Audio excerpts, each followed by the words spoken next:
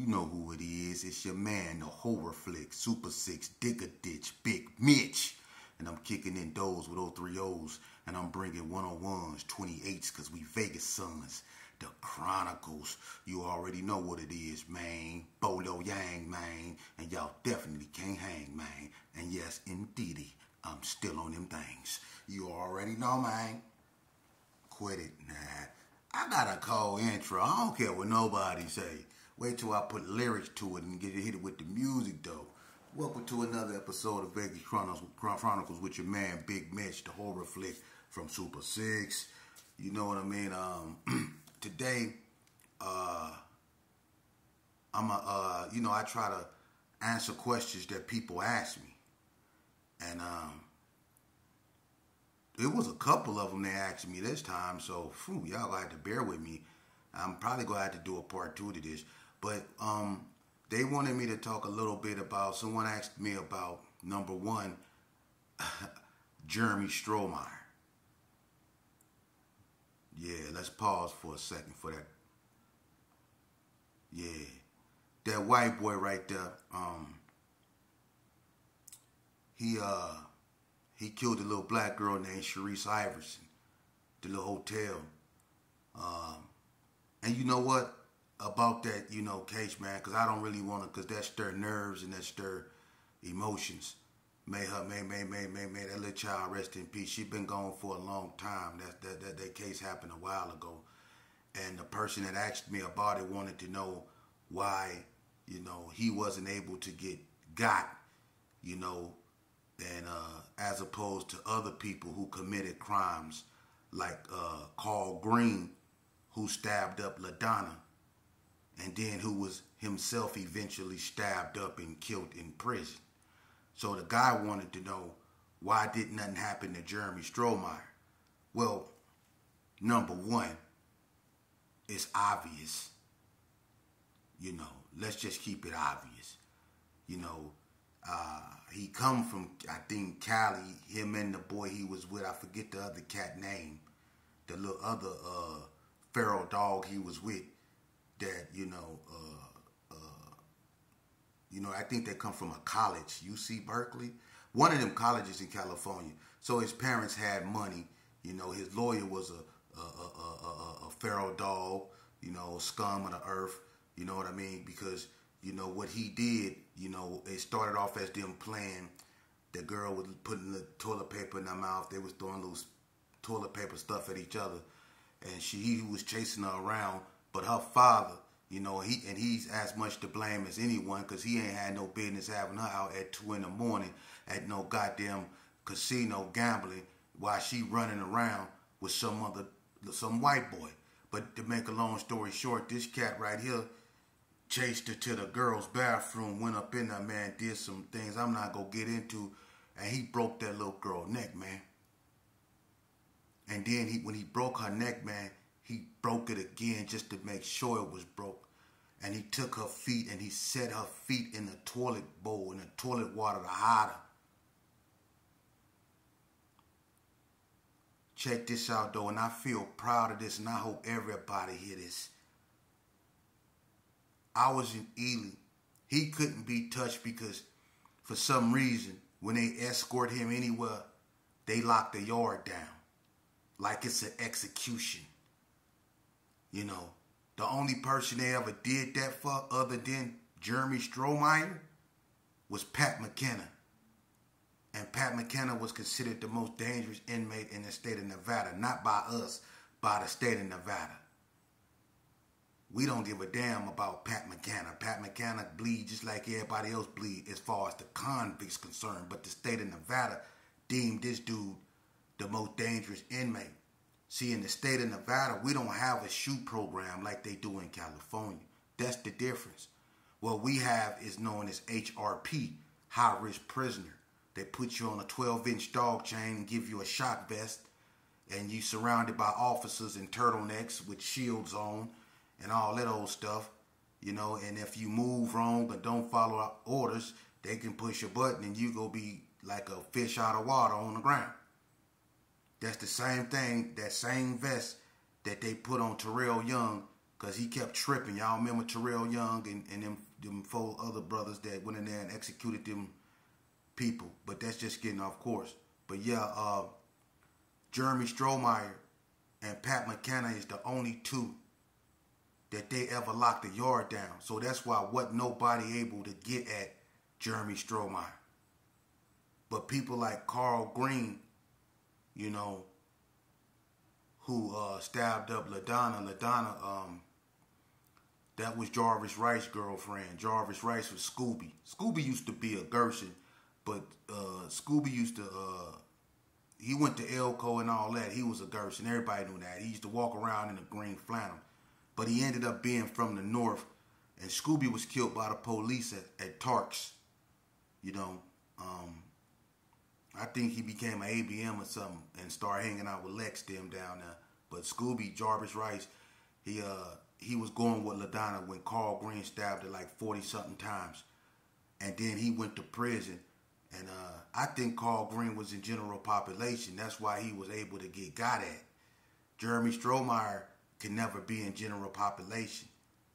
You know, and he will never be in general population. He's on phase 1. And phase 1 is of Ely is the most secured part of Ely. We have High Desert now, which is is more high tech, more advanced, and can be used as maximum security too. But Ely Max is where when they really want to hide you. That's what HRP, that's what Death Row was. I don't know if it's still there. But one thing we was able to do was tamper with his food. We did that. When I was in Ely, in 2000, I think in 2001, I think I left, but in 2001, because I went to NSP and got sent to Ely. I was working in the kitchen. Me, Gene Fisher, Roll from the Hood, C-High from NTG, Max 7 from ABM, Seaweed, G-Boy, K-Sin. We all worked in the kitchen. My OG Poppy, it was a few, Psycho Sam from Faux Trey Gangster. Hey, look, Psycho Sam had a cold disdain for Jeremy Strohmeyer. You know, they had to put Jeremy Strohmeyer on a diet, a prison diet, because they was tampering with his food so much. Everybody tampered. We used to take his trays to the bathroom. On my mama. Yeah. So they put him on a diet, right? But Psycho Sam didn't care. When they gave him peanut butter, Psycho Sam used to get the tray and be like, move back. He find all kind of insects on, you know. He used to go, anything he can do to put in his food, we put it in his food, I swear to God. And the police didn't care. Don't nobody in Ely like that boy. For real. Don't nobody in Ely like that boy. But we tampered with his food. You know, that's all we can do. You know, we couldn't get to that cat because, you know, he high risk. They shut stuff down when he move. If he come down and go to court, they locking the whole yard down. I mean locking it down. So ain't no getting at him. You know, so that's why that's like that. Another question I was asked. I don't like that white boy, man. I don't, man. And for real, I don't like him, man. That cat right there, Jeremy Strohmeyer, I don't care. I don't care how nobody feel. How he did that little black girl, man. Moving along. Hey, somebody asked me what California Crip gang had the most influence on Las Vegas. Wow. You know what? That probably would be a question that probably be best answered by a Crip. But dealing, you know, being brought up in the gang culture as a baby and seeing, you know, having front row seats to it, I can honestly say one gang for sure, you know, had major influence on Las Vegas, and it's been here, you know, since Crippin' really formed. You know, the GQs was the original Crips, but you know, after the GQs, you know, the GQs is a Vegas gang. They just took on a Crip handle. Now, who gave them that handle? Because Carl Wesley started GQ. Who put the handle on there and started, and then, you know, because they was just a singing and a dance group. So when they put the Crip handle on there, who put that handle on there and where that cat was from is their story to tell. Okay, so, but I would say that the Rolling 60s, because they one of the oldest Crip gangs that's been here. Even though they from California originally, they one of the oldest Crip gangs that's been here since the early 80s. They had influence and they still here. So I would say the Rolling 60s one. I would say the Hoovers, because the Hoovers maintained, the Hoovers at one point was in Burgundy Square. Five Deuce Hoover was once in Berkeley Square for a hot second before them Bloods ran them up out of there. But Play, Big Play, Little Play, Big Play, Twin, Bam, you know, Terrell, all them cats up over there, Mouse, they were Five Deuce Hoovers. You know, and they had a presence out here at one point, but they got ran up out of there. That's Burgundy Square, Paru turf now. You know, so the Hoovers, I would say 60s, Hoover, and I would say, I don't know what gangster Crip gang had the most influence. That's a question I can't ask. I don't know what gangster Crip gang had the most influence out here. Because I don't know why Bonanza Village, that's why people from Bonanza Village, you know, how they come up with Four Deuce. I would like to know how they all come up with Four Deuce Village Gangster Crip. Was that Cali influenced? Was that something that somebody set somewhere in you know, was y'all in somebody's house and came up with that? Does that mean anything? I don't know what Four Deuce Village Gangster Crip come from. Or even Trey Deuce. I don't know where that number come from Sidney Sue. And I don't know when Sidney Sue or who Sidney Sue got their gangster Crip from. Because Sidney Sue used to be Sidney Sue GQs. And Bonanza Village, which became Four Deuce Village Gangster Crips, used to be Baby GQs. So I don't know what a gangster Crippin' came from on their end, and I don't know what a gangster Crippin' came on from the Sidney Sue end. Just like I don't know who gave the Northtown gangsters the gangster Crippin'.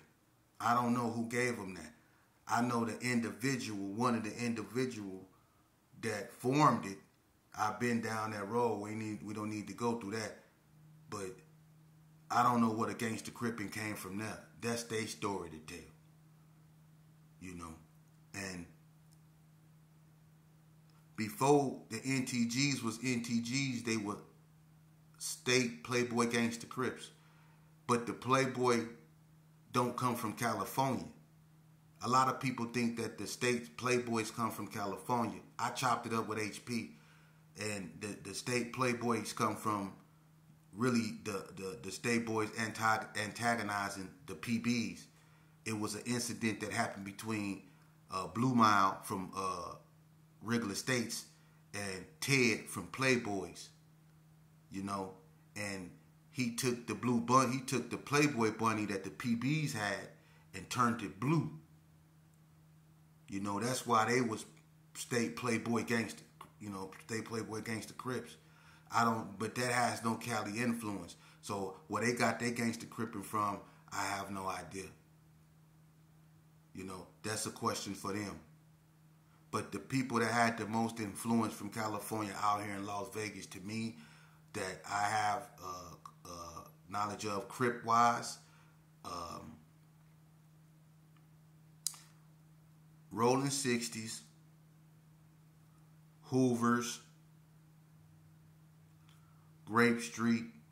And the reason why I say Grape Street, because a lot of people don't know Grape Street have a lot of influence on Donna.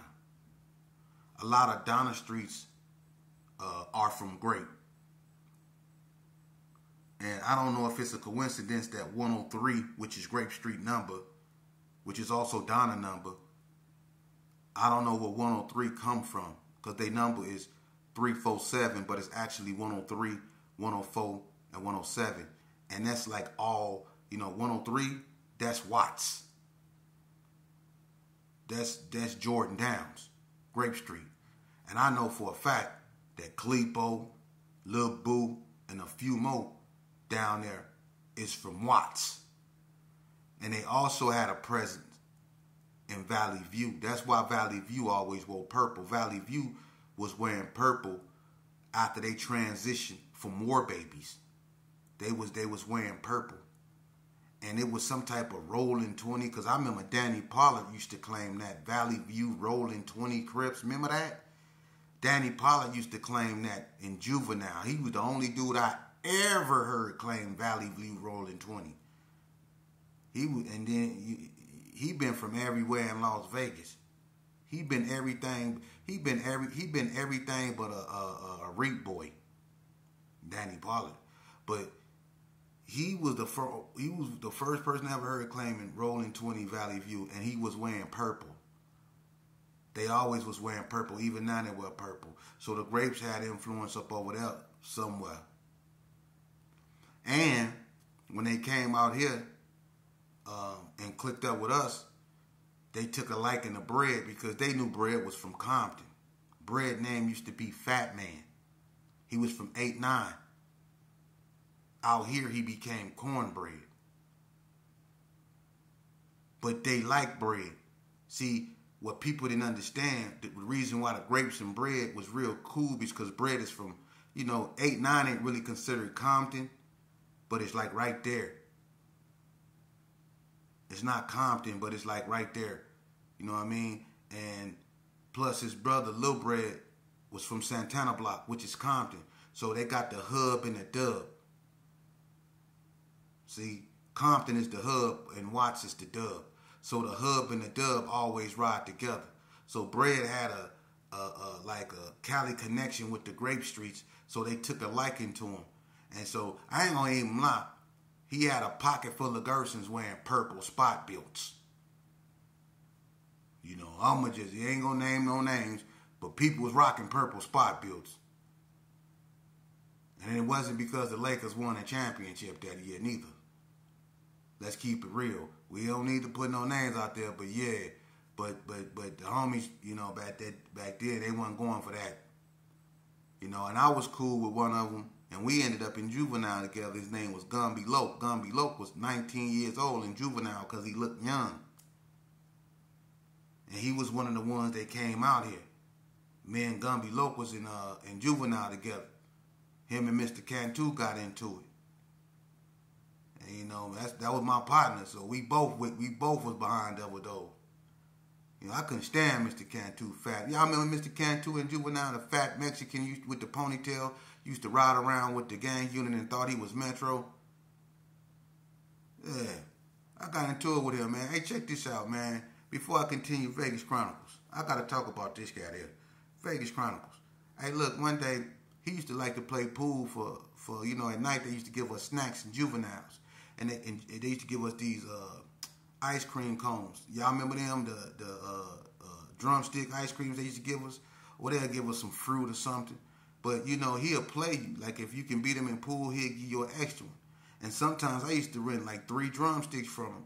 So on this night, I was whooping him. You know what I mean? I won like 4 games. So I already had one coming, plus I had 4 more. So he really didn't have no intentions on giving me all that goddamn ice cream. He just thought he can just play a little bit longer and beat me, but he was having a bad game. So look, they passed out the ice cream. I'm standing by him. You can go on and grab a box of them and break mine off. He gonna tell me to go sit down. I am when you pay me.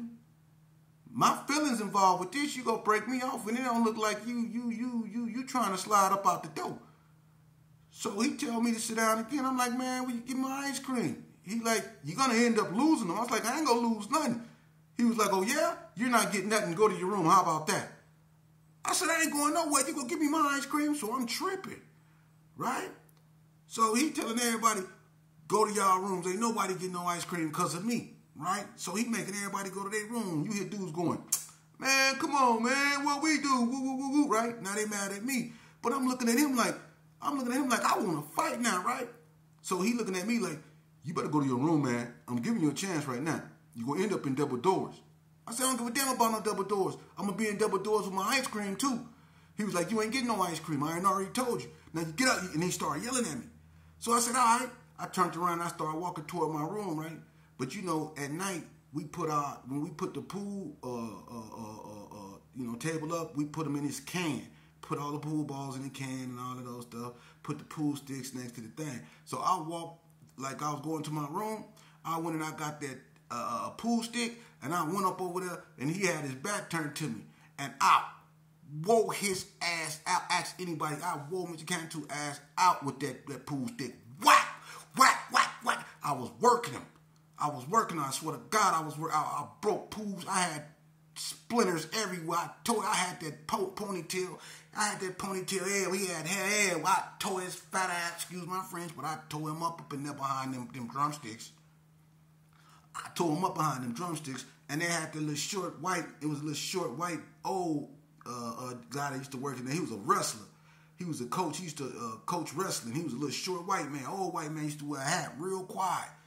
Man, he put me in so many leg locks, and man, he had me in that pressled up, high seed me. Man, he the reason why I started wrestling. Cause he souffled, man, he was slamming me. You should have seen how he did me, a little short dude. Maxed me out with slams. For real. But I had splinters all up in Mr. Cantu wig. I had splinters all up in his house. He didn't play with me no more. He didn't play pool no more neither. And I still got me 2 drumsticks. I didn't get 4, I got me 2. I got slammed all on my head though. But after they found out what happened, he got reprimanded. But I got my goddamn drumsticks. Yeah, I got slammed on my head. But I ain't no punk. Believe that. Slammed the shit out of me on my head. But anyway,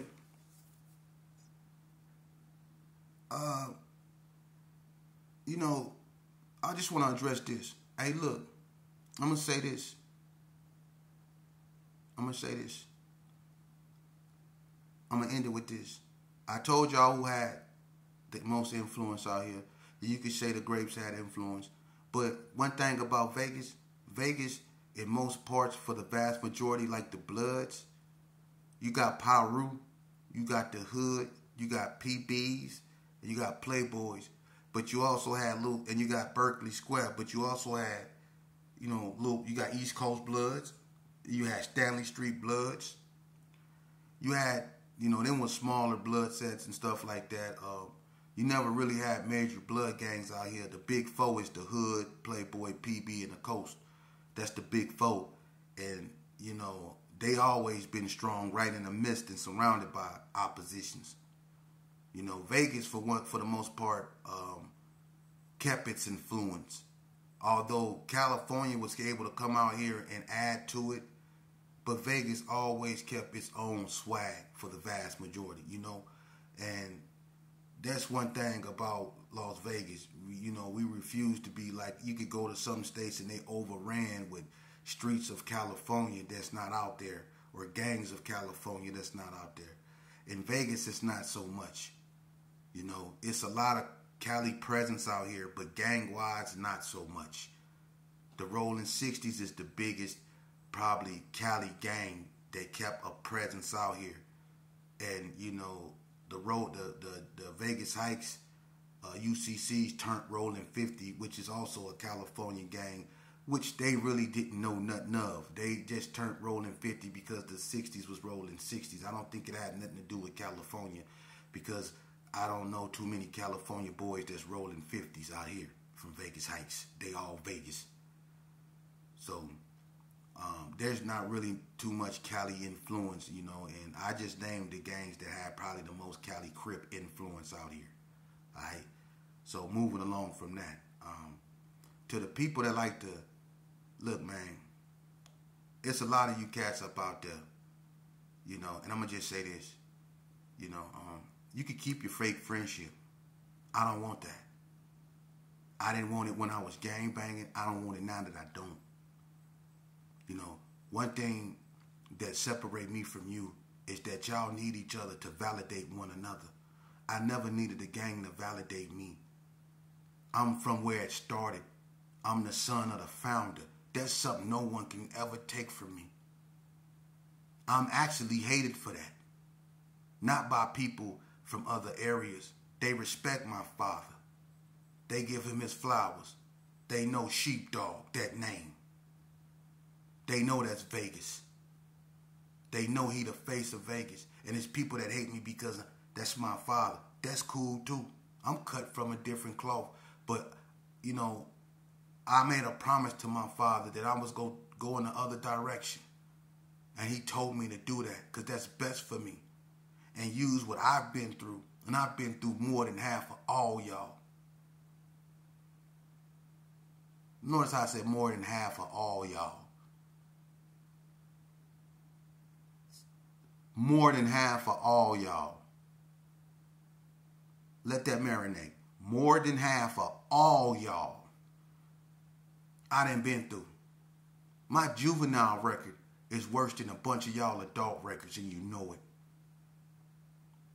Y'all sit back because y'all know I got a leash on me. It's called parole, and that's cool too because I'm going to bite that motherfucker off, and they was going to use it to hang me, but I'm going to bite it off and I'm going to jump rope with it in the name of my ancestors. Watch me.